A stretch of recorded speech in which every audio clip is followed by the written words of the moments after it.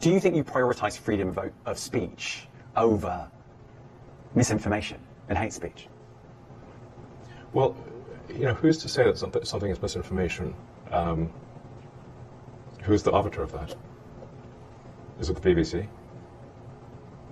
You're literally asking me. Yes. Well, no, you are the arbiter on Twitter because you own Twitter. Yes, I'm saying who is to say that one person's misinformation is another person's information?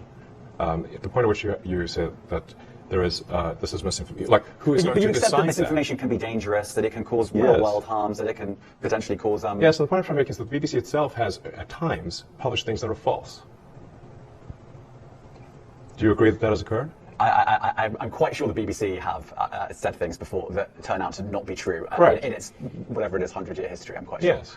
We've spoken to people very recently who were involved in moderation, and they just say there's not enough people to police this stuff, particularly around hate speech in the company. What hate speech are you talking about? I mean, you use Twitter. Right.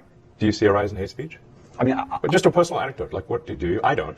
Personally, for you, I would see I get more of that kind of content. Yeah, personally, but I'm not going to talk to the rest of for the rest of Twitter. So you see more hate speech personally? I would see more hateful content in that. Content you don't like or hateful? What do you mean to describe a hateful thing? Yeah, I mean, just content that will solicit a reaction, something that may include something that is slightly racist or slightly sexist, those kinds of things. So you think if something is slightly sexist, it should be banned? No, is that what you're saying? I'm not saying anything. I'm just curious. I'm trying to understand what you mean by hateful content. I'm asking for specific examples. And you just said that if something is slightly sexist, that's hateful content. Does that mean that it should be banned? Well, you've asked me whether my feed, whether it's got less or more. I'd say it's got slightly more. That's why I'm asking for examples. Can you name one example? I honestly don't use. Honestly, I don't. You can't name a single example. I'll tell you why. Because I don't actually use that for you feed anymore. Because I just don't particularly like it. But you said a lot of people are quite similar. I only look at my following. You said you've seen more hateful content, but you can't name a single example, not even one. I'm not sure I've used that feed for the last 3 or 4 weeks. And then how did you see the hateful content? Because I've been using Twitter since you've taken it over for the last 6 months. Okay, so then you must have at some point seen that for you hateful content. I'm asking for one example. Right. And you can't give a single one. And I'm saying then I say so that you don't know what you're talking about. Really? Yes, because you can't give me a single example of hateful content, not even one tweet, and yet you claimed that the hateful content was high. Well, that's false. No, what I claimed. You just lied. What I claimed was.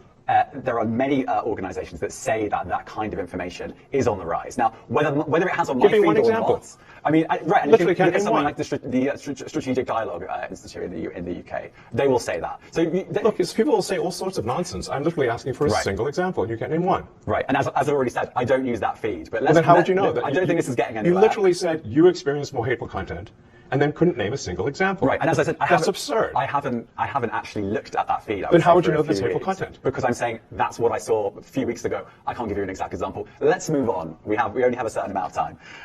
COVID misinformation. You changed the COVID misinformation. Has BBC changed its COVID misinformation? The BBC does not set the rules on Twitter, so I'm asking you. No, I'm talking about the BBC's misinformation about COVID. I'm just asking you about, you changed the labels, the COVID misinformation labels. There used to be a policy, it then disappeared. Why do that? Well, COVID is no longer an issue. Does the BBC hold itself at all responsible for misinformation regarding masking and side effects of vaccinations, and not reporting on that at all?